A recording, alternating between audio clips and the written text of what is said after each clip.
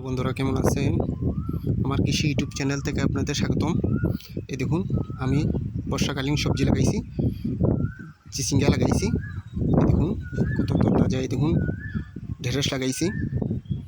দেখুন আমার গাছটা কত বড়। আপনারা শুধু জৈব সার দিয়ে আমার মতো এভাবে লাগাবেন, জৈব তরল সার ব্যবহার করবেন। এই দেখুন আরও কিছু পুঁই শাক আছে এখানে। এই দেখুন আরও কিছু ঢেঁড়স আছে। এই দেখুন আমার একটি নাগামরিচ গাছ কত বড়, কত ঝোপালো। এই দেখুন নাগামরিচ দেখছেন, আরও আছে। এই দেখুন নাগামরিচ দেখছেন। এখানে আবার একটি কাঁচামরিচ গাছ আছে। এই দেখুন কাঁচামরিচ গাছটা, কাঁচামরিচ আসছে। আবার এই দেখেন আমি যে চাল কুমড়া লাগাইছি, এই দেখুন আমার চাল কুমড়া গাছটা কত বড় হয়ে গেছে, কত পুষ্ট।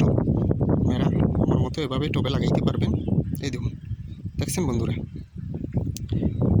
এদিকে লাগাইছি আমি লাল পুঁই শাক। এই দেখুন দেখছেন।